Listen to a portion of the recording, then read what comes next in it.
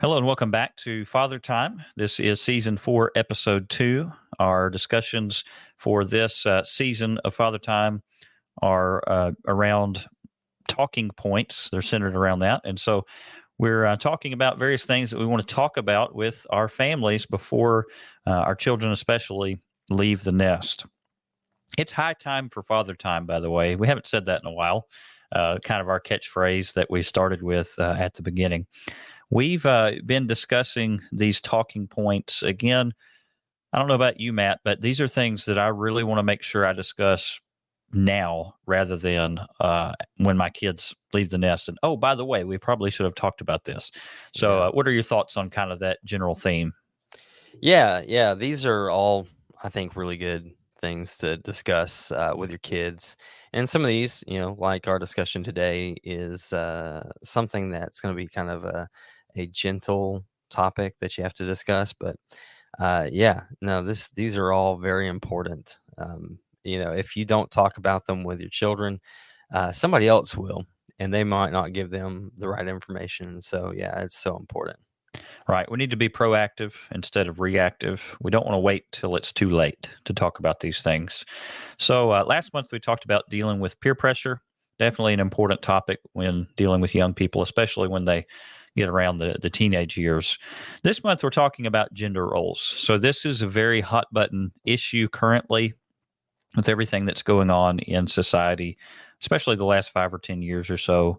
Matt, I want to begin by asking this. Why do you think that society has derailed so much to the point when it becomes what we're seeing currently with all the gender insanity?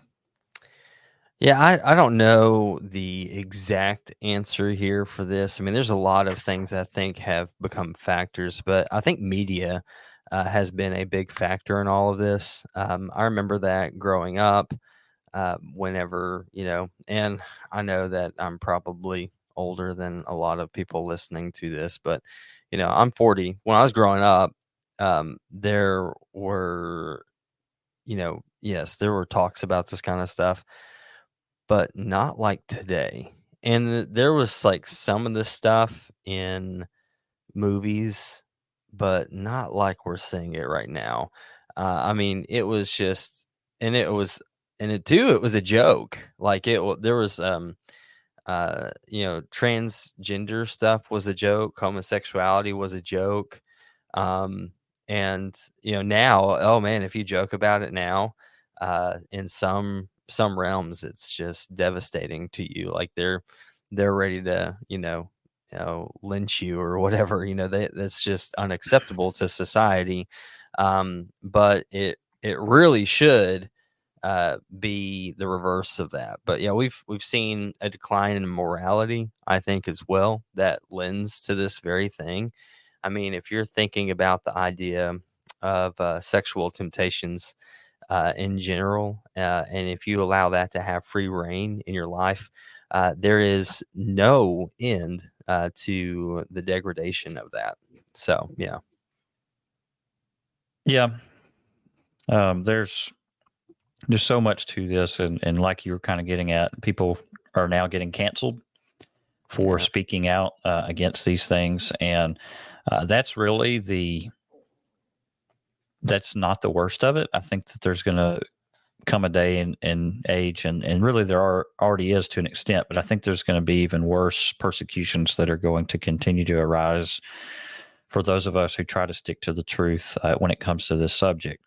So those of us who are parents now, we've lived a good portion of our lives, and the stakes might not be quite as high for us, but for our children who are still young and still have so much of their lives to live, we want to prepare them for any persecution that's coming their way. Mhm. And we want to make them to be Daniels, right? To still do what is right, even when they're facing very severe consequences if they don't comply with the general societal view. So it's very important for us to talk about these things. We should speak the truth in love, as always. Ephesians 4:15, including this topic and every other topic that comes along. But I think a lot of people when they quote that Ephesians 4:15, they really want to emphasize the love part and kind of minimize the truth part. Mm-hmm. We have to emphasize both. Speak the truth in love, yes, but don't forget that requires truth telling. And a lot of things that we're seeing in society today absolutely are totally contrary to the very concept of truth. Yeah. So we could reference a lot of Bible verses about this topic. Gender roles, male and female, and how God has designed us, and even biology, which God is the original biologist, we might say, because he created us. But even biology speaks to these truths. But the Bible also speaks to them. Proverbs 31 and a lot of other proverbs talk about, godly women and godly men. Ephesians chapter 5 and 1 Peter chapter 3, talking about different roles for husbands and wives. But I really want to hone in on Titus chapter 2. Is that a good place for us to kind of begin this discussion, Matt? Yeah, absolutely. There's a lot of things to discuss there when it comes to gender roles in general, because it runs the gambit there of everybody. You have in verse 2 aged men, what they're supposed to do. Verse 3, aged women, what they're supposed to be. Verse 4, how the young women are supposed to be trained.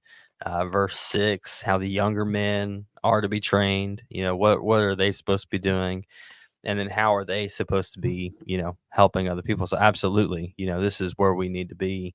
And of course, when you look at verse 1 there, it says, "But speak thou the things that which befit sound doctrine." So this isn't like, oh, this is cultural. No, this is what is called sound doctrine. This is what we're supposed to do. Verse 15, "These things speak and exhort and reprove with all authority, and let no man despise these." So these two verses show us that the things mentioned in between them are necessary for all of us, and that we should just really be, really be thinking about these things when it comes to what we're supposed to be doing, our gender roles, if you will. But yeah, what other thoughts did you have on that?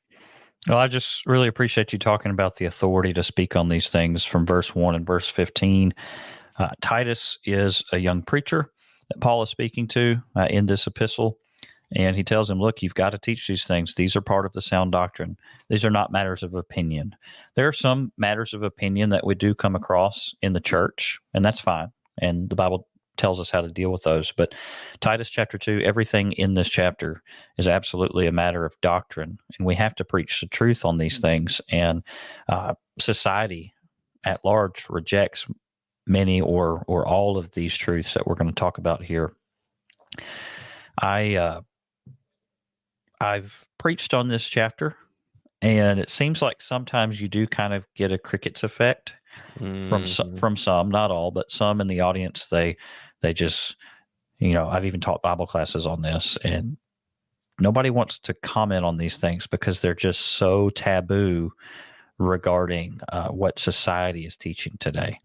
Oh yeah. So it's not fun to have to talk about something that has become controversial when it never should have been, because again, everything in this chapter is the truth, but our society has, and I'll just say it, because of radical feminism, has rejected these truths for so long, it has become bizarre in many people's minds to study them and understand them for the first time. So I want to hone in on the particularly controversial parts, and that's verses 4 and 5. Did you have something before we do that? Yeah, I kind of wanted to kind of help us prepare our minds for this a little bit, because of something you said. I think that this would be beneficial.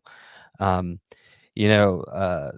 rainbow today has been identified with the homosexual movement for years now. Been hijacked. Yeah.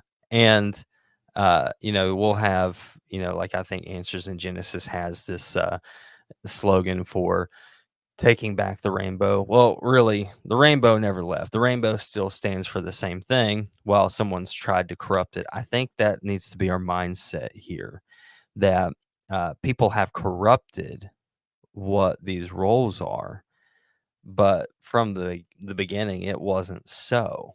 Now, this is the truth of the matter, and we need to think about it. And while society has hijacked this to make it its own thing, we need to listen to what's being said here. I want to make that pretty clear, as clear as I could before you got started, because this is what the Bible says, and we don't need to be offended by what the Bible says. So yeah, go ahead, Chase. Yeah. Titus 2, beginning in verse 4, and we'll just read this and let the Bible speak for itself. But we acknowledge that radical feminism would like to blot these out of the Bible if they even believe the Bible to begin with. They'd like to take some white out and just white this out. Okay. So beginning in verse number 4, why are we highlighting the young women here? Because I think that's the portion of people that this chapter is talking about that have been affected most by society. Yes, there's something here for the older men, the older women, and the young men too. But I think young women in particular have been targeted by radically feministic elements of society that are confusing gender roles. So beginning in verse 4, it says that they admonish the young women, that is, the older women are to admonish the young women to love their husbands, to love their children. You would think that would go without saying. Yeah, right. But in today's society, not necessarily so. Yeah. And then verse 5, to be discreet, good decision-making, basically, discretion, chaste, holy, homemakers, good, obedient to their own husbands. They really don't like that one. And then it says that the word of God may not be blasphemed. This is very serious business, just like we talked about how this is part of sound doctrine from verse 1. Also, if we're not getting this right in the church today, the word of God is going to be blasphemed. So we need to be preaching this from the rooftop, so to speak, in the church. And we as fathers, we need to be telling our children these things as well, so that they don't grow up and blaspheme the word of God. One of the things that a brother here in Marietta said in a devotional, probably 6 months ago or so, he talked about how when his daughter answers the question, what do you want to be when you grow up? She tells people, I want to be a Christian, of course, and I want to be a mom. And people will look at her funny, like, that's it? Well, in my mind, and it goes right along with what we're reading here, that is the best thing that we can teach our young ladies to want to be when they grow up, a Christian and a faithful mom, a faithful wife. And yet our society today is pushing exactly the opposite. So that's Titus chapter 2. You know, there are other passages that talk about how it's men who are to be the leaders, whether it comes to the family or it comes to the church as well. I don't know if you have any thoughts on either of those, but it's important for us to emphasize these things. Yeah, when it comes down to it, our society has. Listen. I get our economy is not the greatest at the moment, and that there's a temptation to try to have multiple streams of income. Sometimes that's necessary, but I think these verses clearly teach that the first job for the woman is at the home, and we need to just look at that and say, okay, that's her first priority. If that priority can be met, and her doing some, because in Proverbs 31, that woman is doing a lot of stuff. She's selling real estate and doing all kinds of stuff. So yeah, she is a person that is involved in a lot of different things. But where is her priority? Her priority is at home. Right. It's at taking care of the family, and so that one needs to be met first. But yeah, that's been the lie that we have been telling ourselves for a long time. In in this in our culture, that we're all the same, and everybody needs value, and this is how you have value. That's kind of an interesting concept here. How is it that you have value? You have value by making money. Like, really? Like, that's how you have value, is by making money? Because I value my wife as a stay-at-home mom. She homeschools. I know, much like what your wife does, and there's a lot of value that I place on that. A lot of value. She is teaching our children about the things of this world in a very controlled environment. Yeah, and she is teaching them, first and foremost, how to be obedient to God. That's the number one thing. Yeah. And while I'm not saying that school systems, are completely bad. I mean, there are some positives to um, that type of an education, but I tell you what, they're not getting in those areas is consistent Christianity. They're not getting that. Bible teaching, And right? yeah. So, um, you know, uh, that's what we do.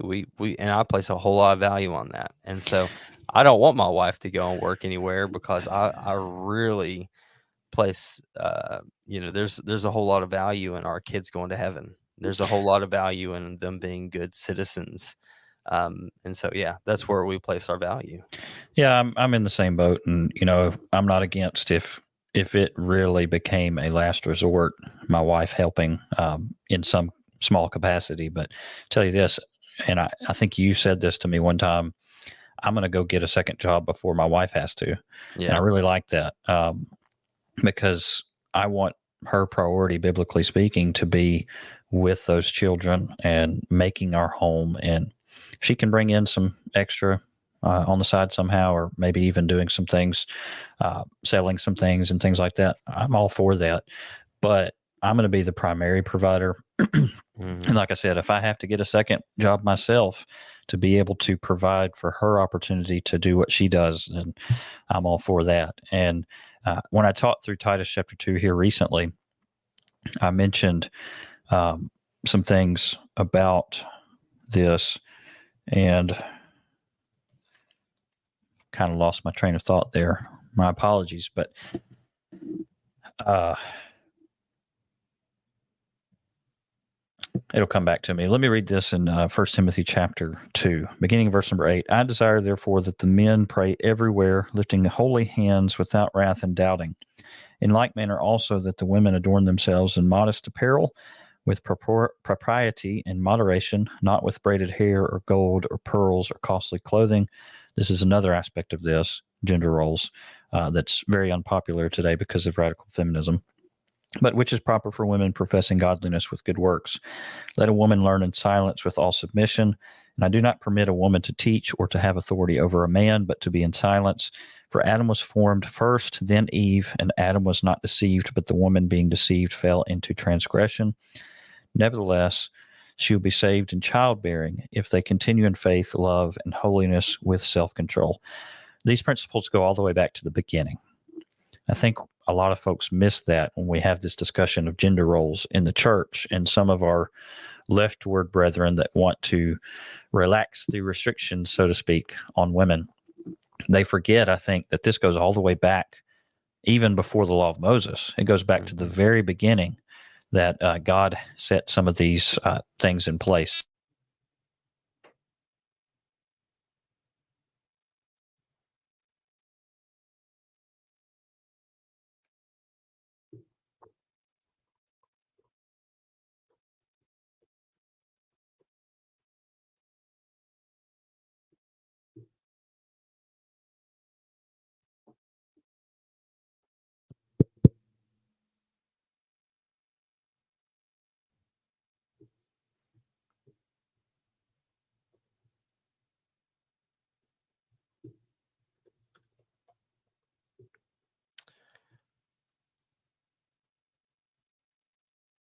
All right. Well, we seem to be having some technical difficulties, so I'm just gonna pick up here while Chase is working on some things.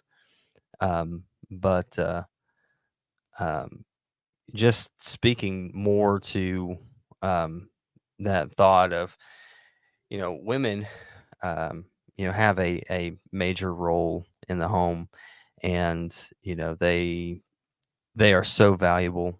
Um, I think about the differences between men and women, and it is um, there are some major differences in psychology, in physiology. We're just made differently, and that's a something that we need to just recognize. I think that kind of plays into what we were wanting to talk about next. And in oh, Chase is back. Go ahead, Can Chase. you hear me? I can hear you. Go ahead. Okay, good. Sorry, my battery's died on me in my microphone. So, yeah, I was just saying, these these principles go back to the beginning, and we have to make sure that we follow them today, just like they should have been followed in the beginning. I remembered what I was going to say when I was teaching through Titus chapter 2. I made a point that, and I think some people might have thought I was being sarcastic, but I made the point that my wife has a job. And it is one of the most important jobs in the world, being a homemaker and rearing our children. And I said, and it pays really well. And they might have thought I was being sarcastic, making a point jokingly that she doesn't bring in any extra income for our family currently.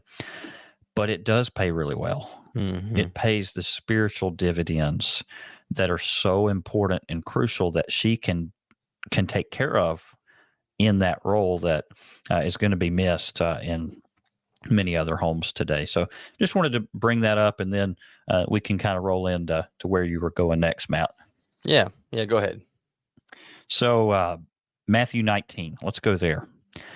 I've often said here recently, and I would not have thought this 8 years ago, I guess, when it was when I graduated from preaching school, because a lot of this has really ramped up in the last 4 or 5 years, the transgender stuff. But I have recently started saying, it used to be the case that only verse 9 was the controversial part of Matthew chapter 19, talking about marriage, divorce, and remarriage. Matthew chapter 19, verse 9. That used to be the only controversial part. But now, in the minds of many, verse 4 is controversial, because that's where we read, have you not read, where Jesus says, have you not read that he who made them in the beginning made them male and female? Now, with gender roles being our discussion today, there are many people who deny the very concept of a distinction between male and female. You want to talk about that some, Matt? Yeah. I'm trying to think of where exactly to start here, because I was looking up a bunch of things about this earlier, but and I was going to talk about it with the sense that we're just not made the same way, but men and women are made to do things specifically catered to them. Um,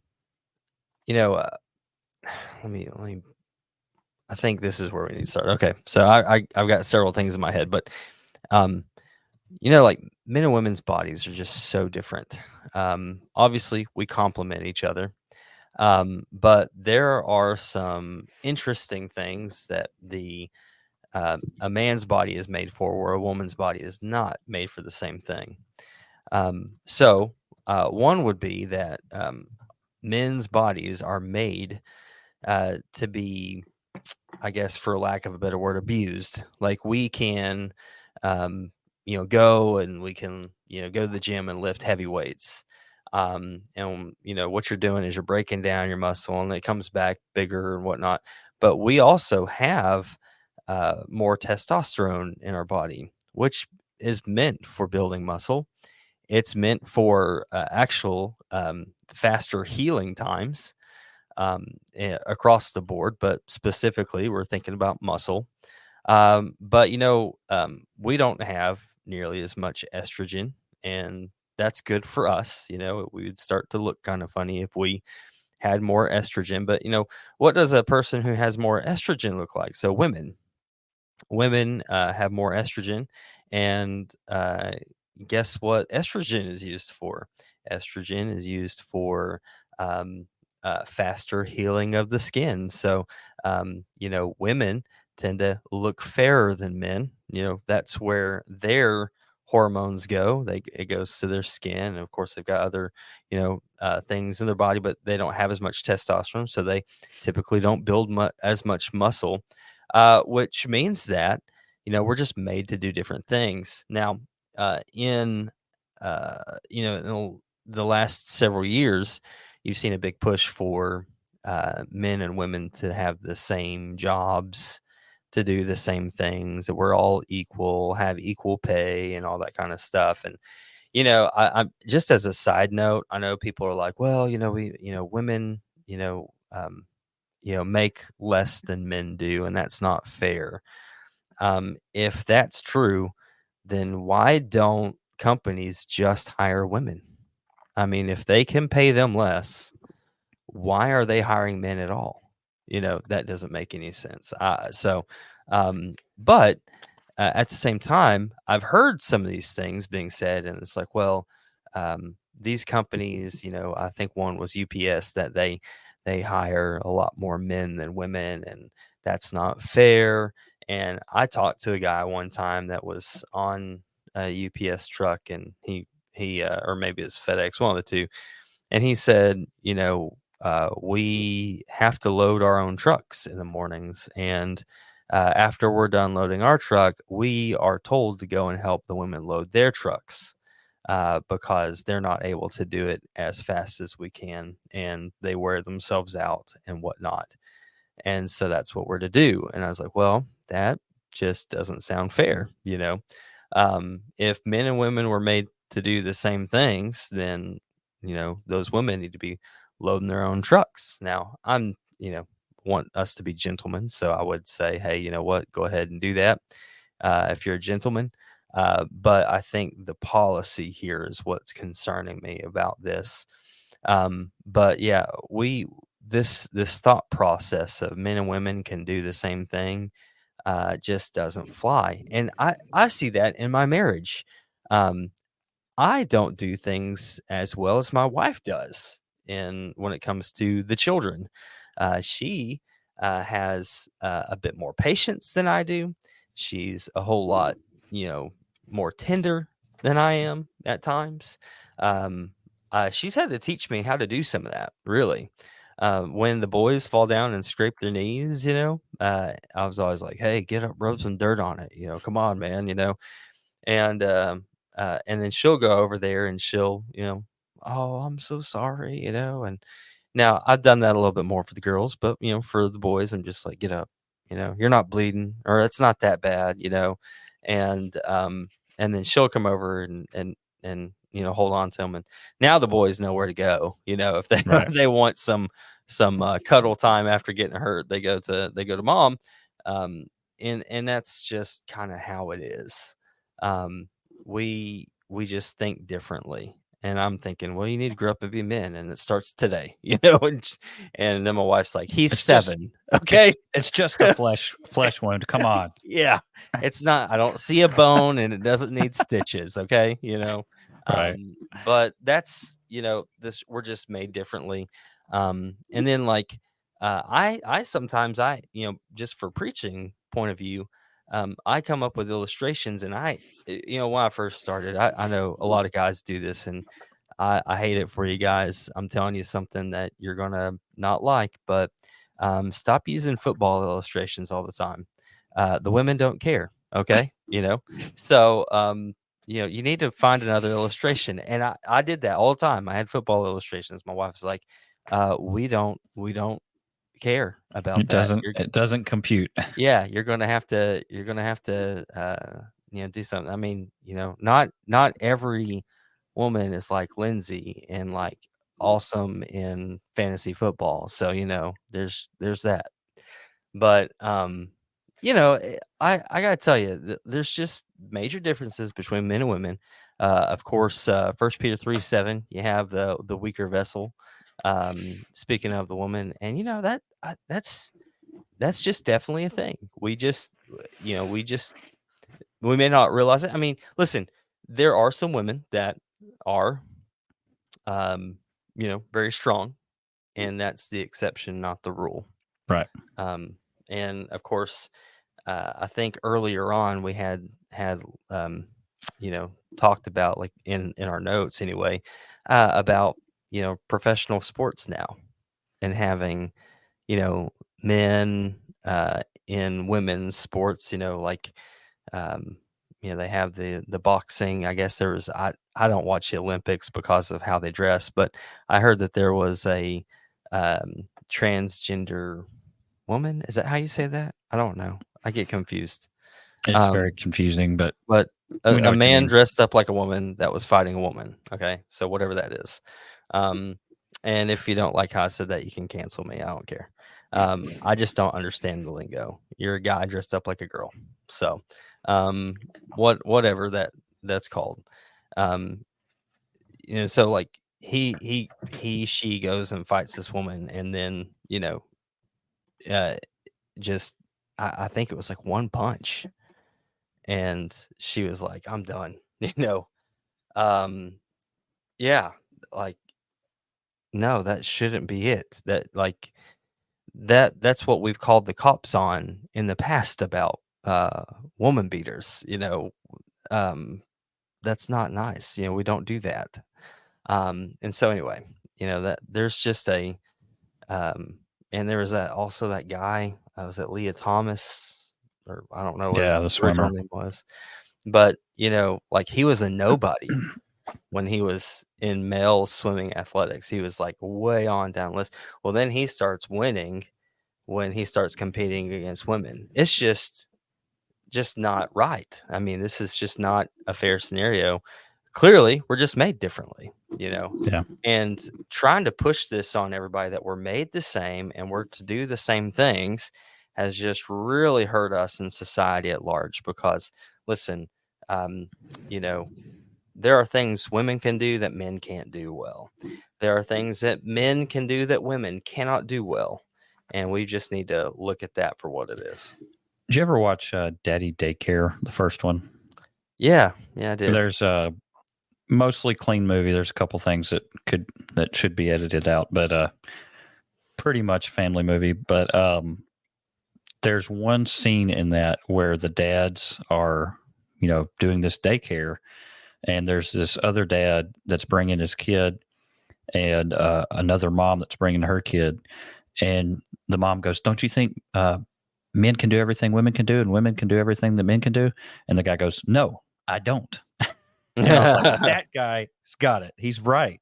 Yeah. And that is not politically correct to say. Now, look, equality of the sexes when it comes to our worth and value, of course, Right. equality in Christ, Galatians 3:28, neither male nor female, slave nor free man, Greek nor Jew, etc. There is equality of worth, of value in the church, and value just as God's creation, etc. But when it comes to different roles, our roles are different. And even biologically, man and women are different. And there are some things that women do far superior compared to men. And there are some things that men can do that are superior to women. And that's okay to admit that. Now, again, we preach the truth and love on that. We don't beat somebody over the head with that truth if they've never even stopped to consider that before. But it is the truth. And so, again, we say this with kindness, but with firmness. There's differences between males and females, and that's okay. Yeah. I wonder why we should feel differently, like why we should be offended. Right. Well, it's just because Yeah. radical feminism has preached this to us for so long. Sometimes it's easier to believe a lie that you've heard 1,000 times than to believe truth that you've only heard once. Yeah, I think that really this is an issue of self-esteem. feel better about yourself, so that you don't have to, you know, put yourself in a position to, try to accumulate some kind of value that you don't even need. You Yeah, know, own it. Just yeah, own it. Embrace it. Embrace, for those who may be listening to this that are females, I realize this is mainly a male oriented audience with father time. But hmm if there are any females listening to this, embrace your role that God has given you. It is a wonderful role. yeah, It is so important. And why would you want to take the wonderful role that God's given you and try to go find something else that you're not even suited towards? So, again, if somebody's hearing that for the first time, they might not like that, but that doesn't mean that it's not the truth. right, Point number 4 in the outline, and this is our last main point. We want to be tactful here, as hopefully we're being tactful through all this, but probably something that we should mention on an episode like this, and that is it's time to have the talk. I think everybody knows what we're talking about here. The talk with kids. Mommy, where do babies come from? Okay. So I wanted to mention that on this episode because we are talking about gender roles, and naturally that does eventually lead to fatherhood and motherhood, right? So, and in the proper context of marriage, of course. So when it comes time for us to teach our children about these things and about puberty and things like that, obviously we want to be tactful and careful, but what are some important considerations here? What do you think, Matt? Well, I guess really, when it comes down to it, I think the parent of that gender, the father should talk to the son, the mother should talk to the daughter. I think that's going to make things a whole lot easier. But yeah, we need to tell our children, listen, God God has made us differently. God has made us male and female. Um, when it comes to marriage, this is a part of marriage. There is a physical relationship here. Now, we're all made differently. And, I don't know how well you can go into this with kids as they get older. You might need to talk to them about this kind of stuff. But, we're made differently. Men tend to be more physically driven. So we see something, when we see our wife, we're attracted to our wife. Wives tend to be more emotionally driven. Women tend to be more emotionally driven. So if they feel a good connection with you emotionally, then that's where a good marriage is. But yeah, we're going to have temptations. We're going to feel.